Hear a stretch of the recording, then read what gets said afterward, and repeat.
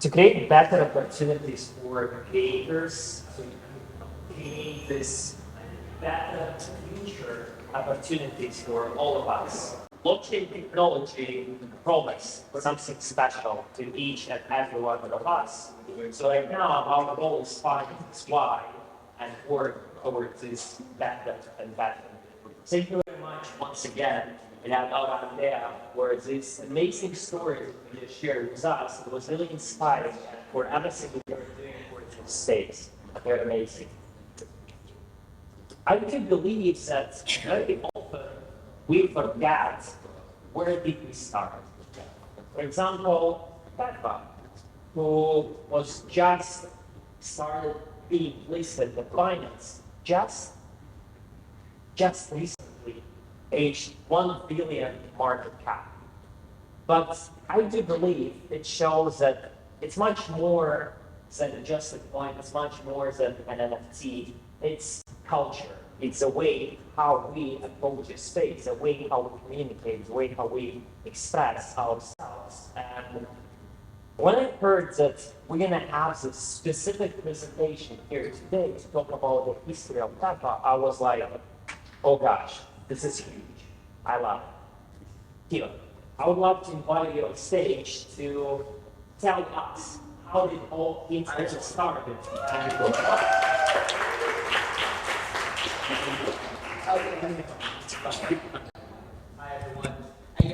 I was asked to talk about Pepe and test.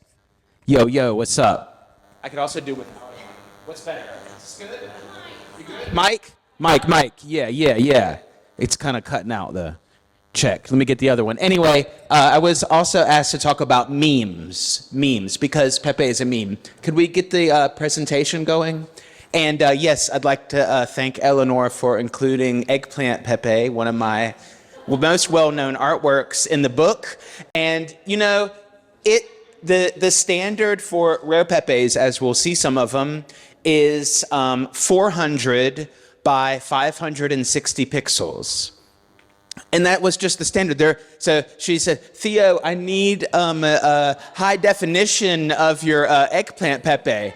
And I'm like, what do you mean a high definition of there's no high definition. It's like, Theo, are there any I need the specification file, like super high definition of the Pepes. I was like, it doesn't exist. I don't know nobody thought of that. Nobody cared about that. You know, it was just, it had to be 400 by 506 pixels exactly. So, test. Is it coming? It's coming, ladies and gentlemen. I can do without. Yes. This is good. You like this? That's right. And I should have my sunglasses in.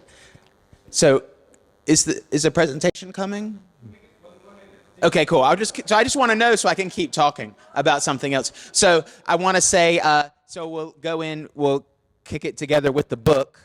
Test. Man, is that in Paris, Eleonora had a whole setup with a bunch of screens and the book and everything. And there was one screen, and it had every picture that's in the book. And so it's 300. And it was going about the same speed as this. And of course, one of them was mine. So I was just standing. I was like, hey, everyone, get ready. And they was like, oh, Theo, you're at the stand. Oh, Theo, you're at the stand. You're at the stand. I was like, yeah, come on over here. Come over here. Just wait a minute. And there's mine. And it literally was on there for like 1, 2, gone. But it was worth it. It was really good, and it was fun. And I got a lot of good pictures of people, of us like waiting and then getting the picture with the Eggplant Pepe. And that was totally worth it. So we have the presentation loading. Sometimes blockchain technology is slow, because blockchain is like a living organism. It's not a machine that just goes A, B, A, B, A, B. It's a living organism of nodes. And, when you send a transaction to the network, it has to propagate through the nodes, and then a miner has to mine it, and a miner is a node as well, and then it has to, then actually put it into a block. And sometimes it doesn't take, and the order of the transactions is not guaranteed. It's not first come, first serve. It's at the will of the miner. Okay, now we did it, ladies and gentlemen. Okay, so this is pretty funny. This is actually, I found the first file of my first presentation about Rare Pepe ever from 2017. So I'm going to use that. But first, I'm going to talk about I'm going to give some context of memes, memetics, and Rome a little bit, like why we're here. So I don't have a clicker, so I have to say next. Next. We'll try it. Next.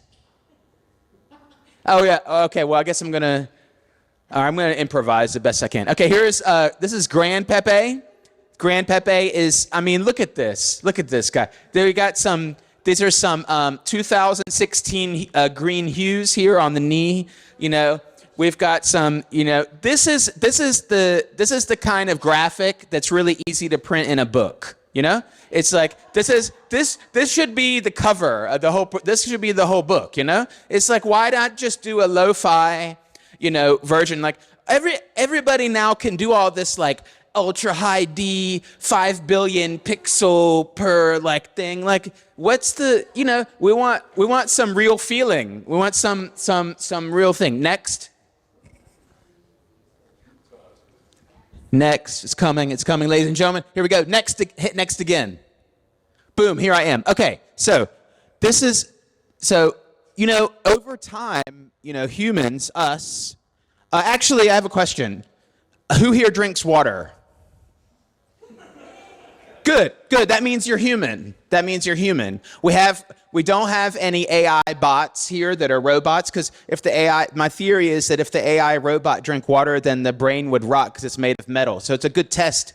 If you can try to trigger them, you say, anyone here drink water, then maybe the AI would be like, I don't know, I'm not sure, and it would hesitate. So it's kind of a test. And if you ever seen the film Blade Runner, they do the same thing. They interview the replicants, and they say, there's a turtle in a desert upside down. What do you do? And they just kind of freak out in their eye because they can't have this emotional response. So my new one is, anyone out here drink water? And I'm checking, so I didn't see anybody that hesitated. So you passed today. So anyway, look, over time, we haven't changed the way we communicate that much. You have here emojis, and you got some cave paintings. You've got a nice Rare Pepe on the cave, of course. And, you got some hieroglyphs. And, emojis are essentially the modern hieroglyph in a way. And so are memes. And the way that we communicate with each other in a picture, Jesus Christ. I meant to do that, guys. It's part of the performance. It's part of the, we're meant to, it's the most exciting talk you've had today, right? Yeah. So in picture words, we communicate and that's why we're all here today, because we're into art, because you can communicate a concept, emotion, and a message much faster than written word or spoken word with one of those emojis up there. That's how we talk to each other. And so, it has changed over history, but it's also very similar.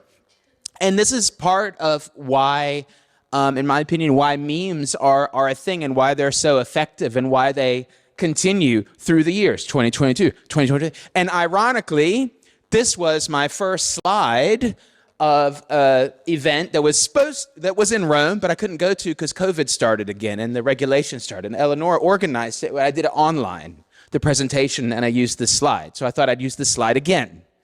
So history repeats itself. In 2020, I did it online.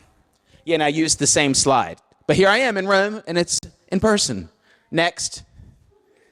Yeah, see? I remember stuff.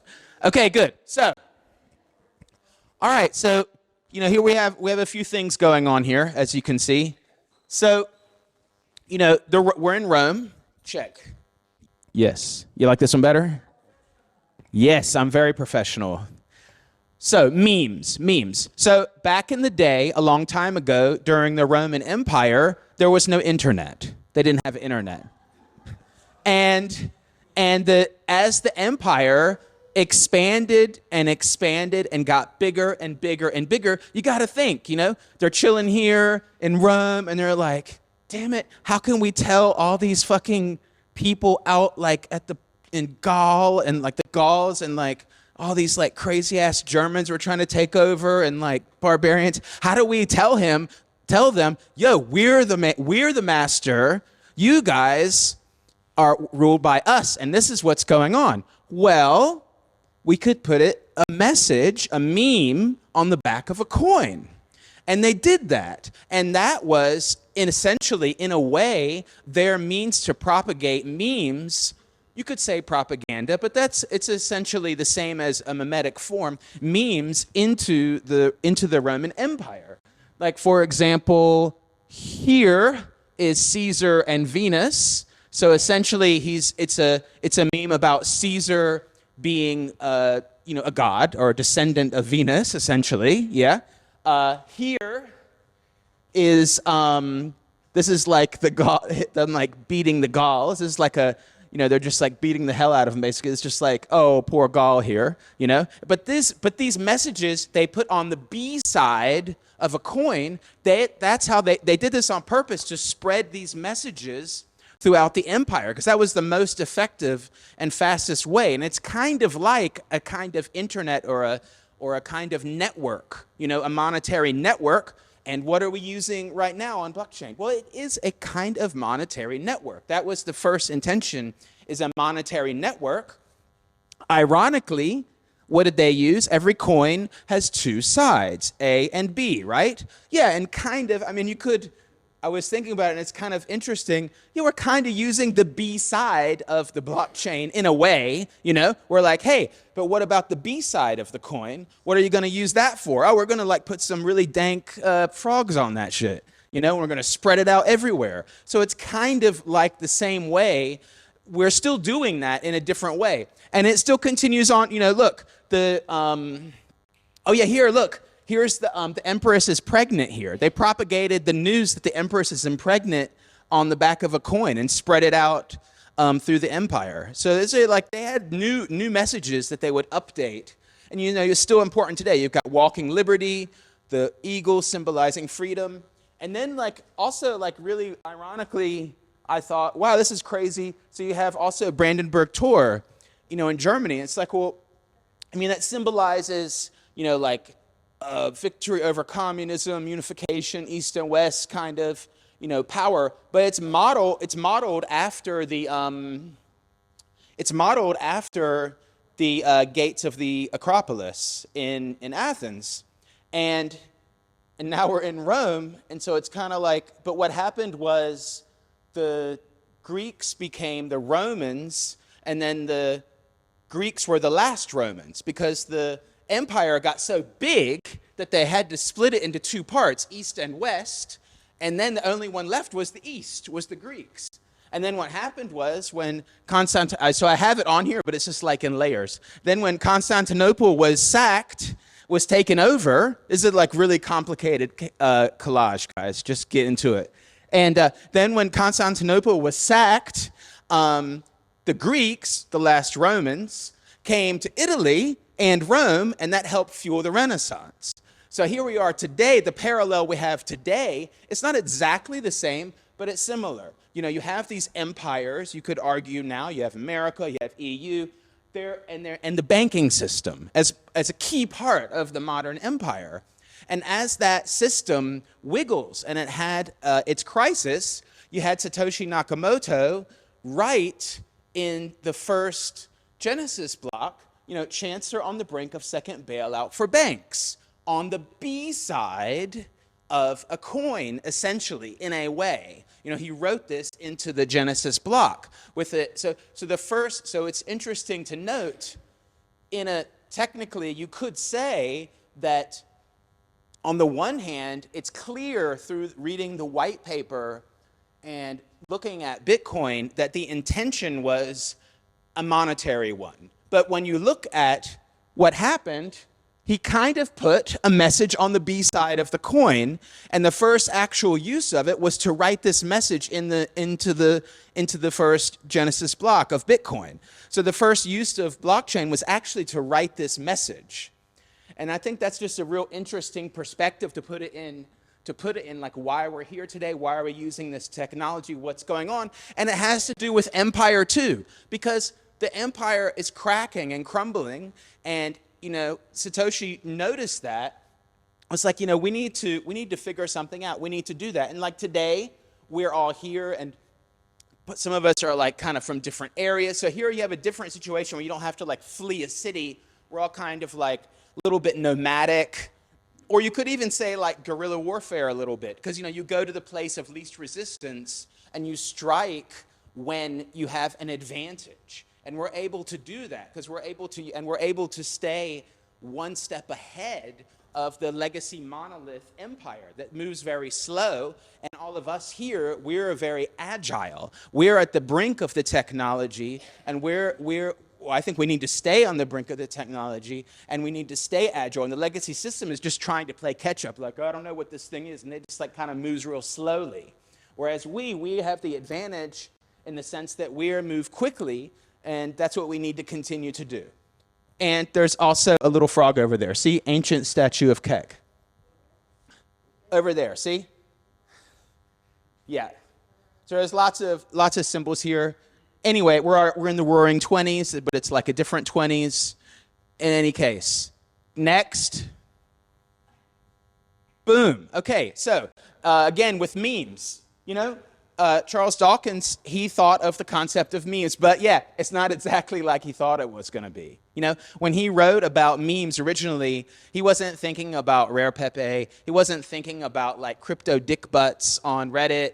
He wasn't thinking of that. He was thinking more of copying each other, memetics, memeing each other, and another person that I really like that I wanted to reference is Susan Blackmore. Now, I don't totally agree with Susan Blackmore. She's really interesting. She also said that she probably wouldn't have come up with a lot of stuff she says if it wasn't for the plant cannabis, but that's fine.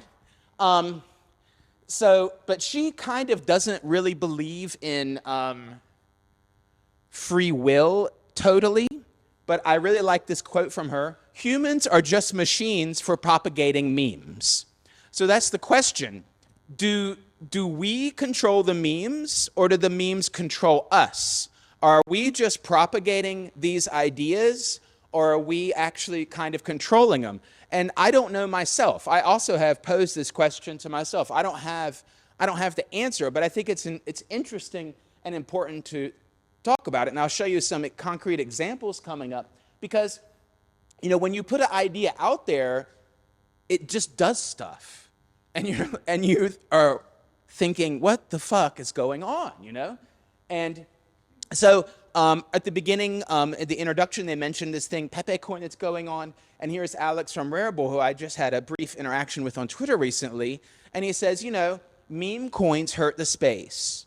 And I'm thinking, no, that's not true, because, Bitcoin is a meme. That's what I said. Bitcoin is also a meme coin. The B logo itself is a strong meme game. Digital gold, it's a very strong memetic play that everybody can understand and copy in this concept. That's why it's so powerful, because it's a very simple concept. That's why it's such a powerful thing. Ethereum is a meme. Vitalik is like a walking meme. It's like unicorn sweater thing, and like this like big head and all this stuff. I mean, Ethereum is a meme coin. You have the Ethereum logo. That is also a meme coin, So it doesn't. And what I said is that without a strong memetics game, you die in this space, and it's true, because if you are not able to adjust, and if you make so-called bad memes are like corporate accounts, ad agencies that take over Twitter accounts, and they like tweet like GM buddy. And you're like, what the fuck is this? That's an example of bad memeing, This is just like, it's not genuine. Everyone sees through it. It's like, what the fuck is this, Like, that's an example of bad memeing. And another, to quote myself in my own talk, the greater the butt hurt, the greater the mimetic propulsion. And I think that's really true because it's just like judo. If you know judo, if you've ever heard judo or Brazilian jiu-jitsu, it's the exact same thing because when you put the force forward and you strike, then the opponent uses your force against you and leverages your force against you. So when you're throwing meaningless, non-tactful strikes against these other memes, you're actually helping them. You know, you need to be very careful of what the energy you spend against these things that you don't like, the memes you don't like. You need to be more tactful because when you just go like, oh, this is bad, bad, bad, bad, it's just going to get bigger and bigger and bigger. You know, so this is the example of that. Next. Yeah, I'm coming. That costs extra. Okay, so now we have, hey, and here we have some examples. So I say that Rare Pepe is the amen break of modern art. So the amen break is the most sampled 6 seconds of music ever. It's a break beat. You've heard it. Even if you don't know, you never heard the word amen break. Can I sing it? No, I cannot sing it. Not right now. I didn't do audio too. I thought my talking is enough right now. But you've all heard it. It's in a lot of songs. Look it up if you haven't. And here are the Winstons. They created it. And guess what? Guess what's really ironic? How many sides does a record have? 2. The A and the B side, just like a coin.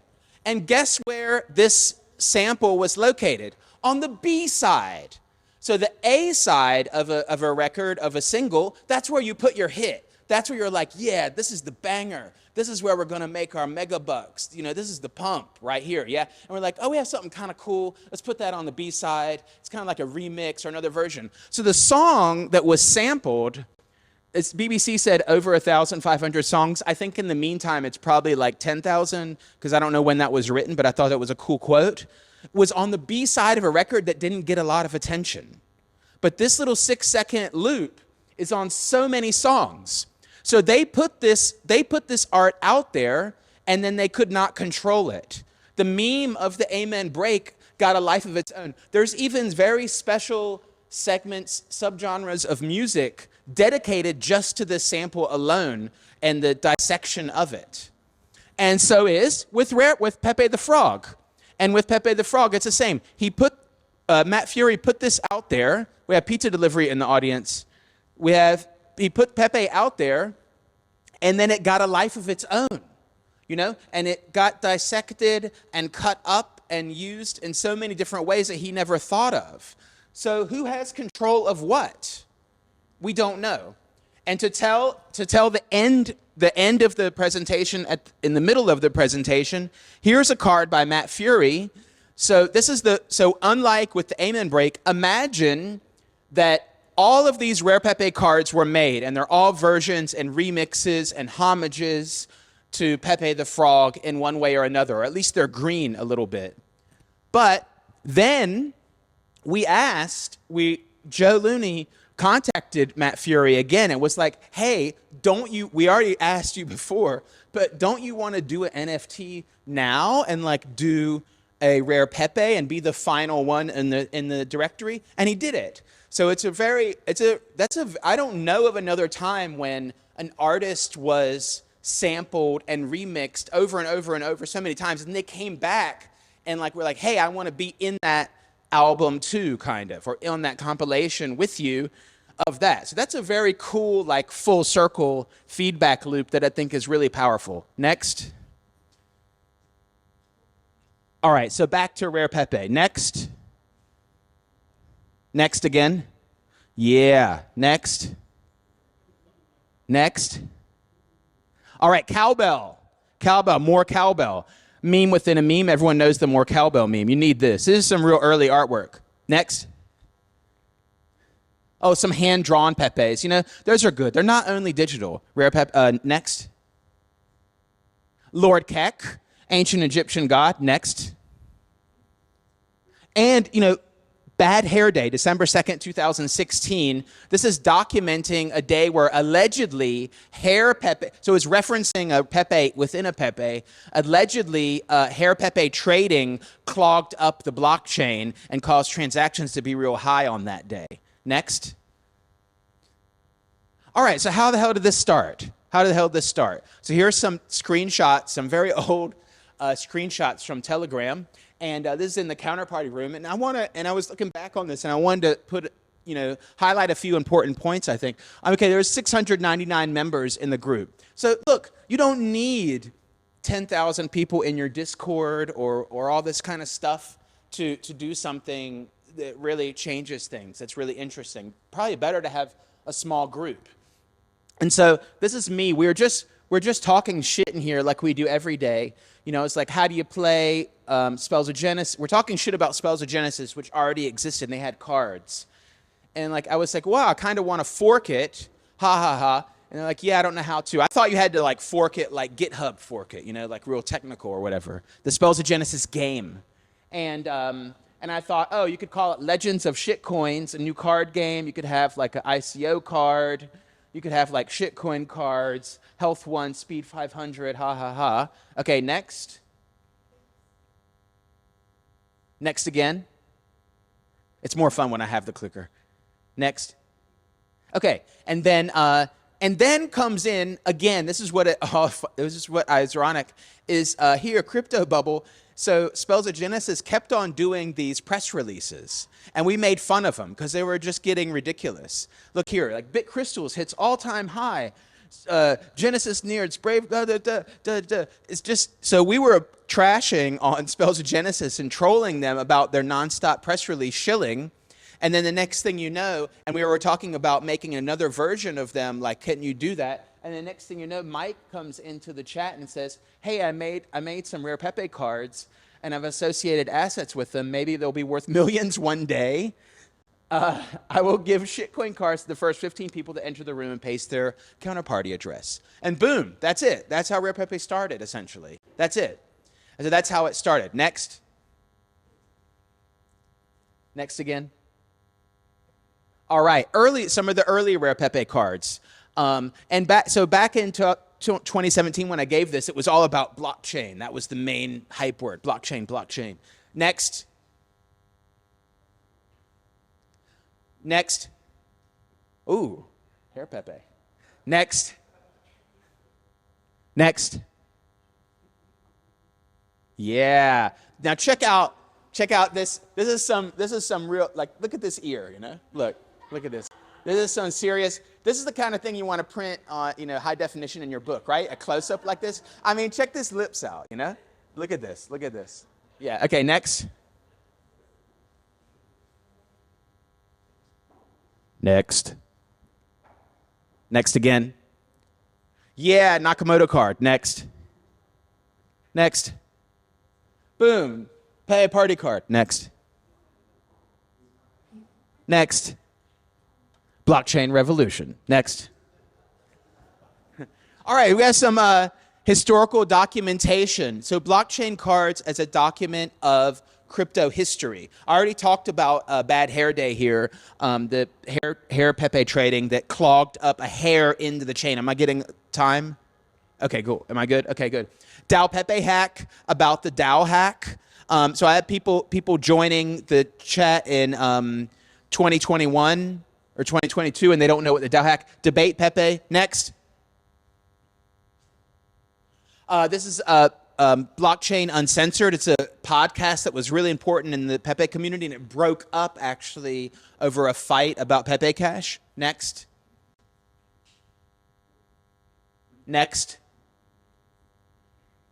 All right, yeah, is Pepe racist?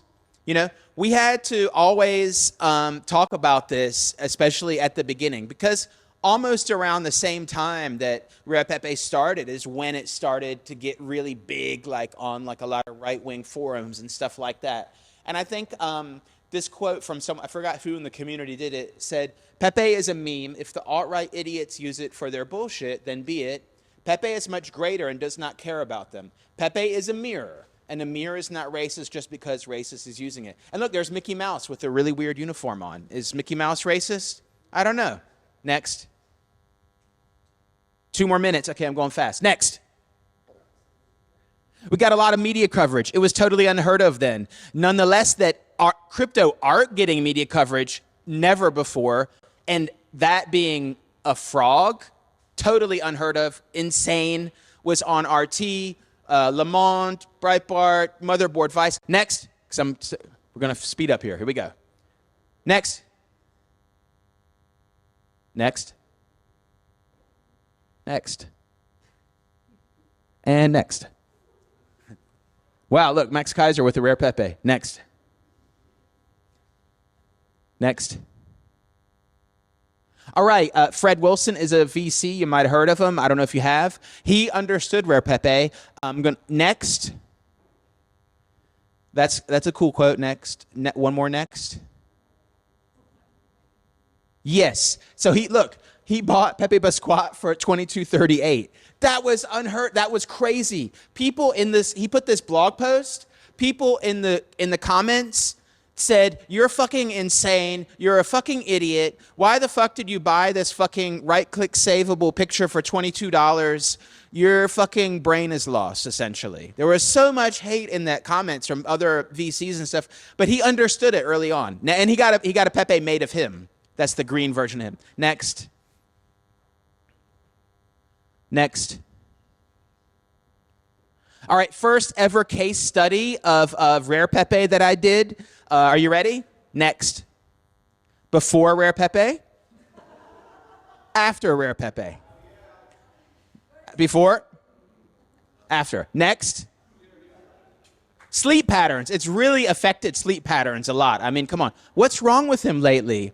I really want a hair Pepe. Am I getting fat? The new Hype Pepe dividends tomorrow. Yes. Is there another girl? Did I back up my wallet? Does he still love me? Next.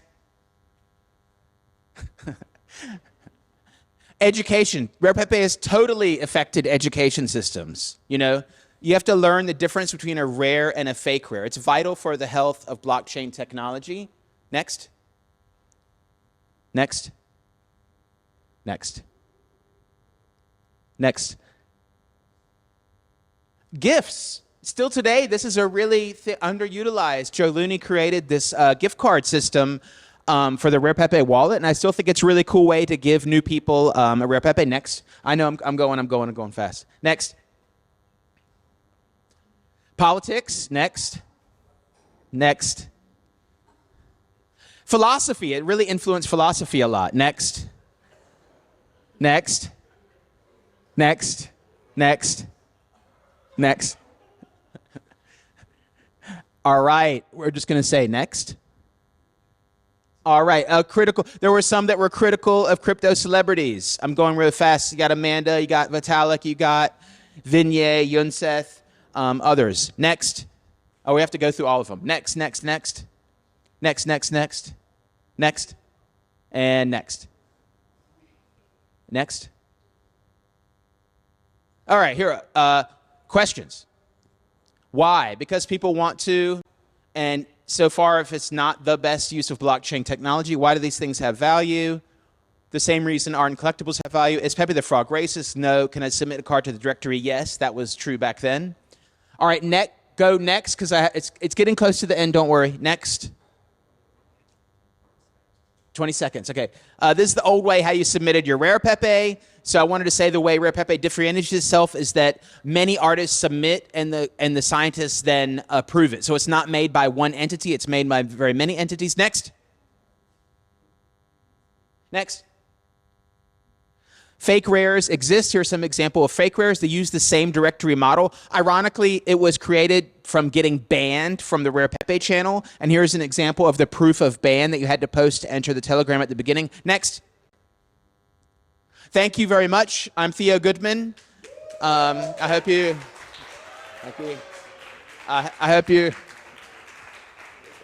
enjoyed everything. I appreciate it. Thank you so much.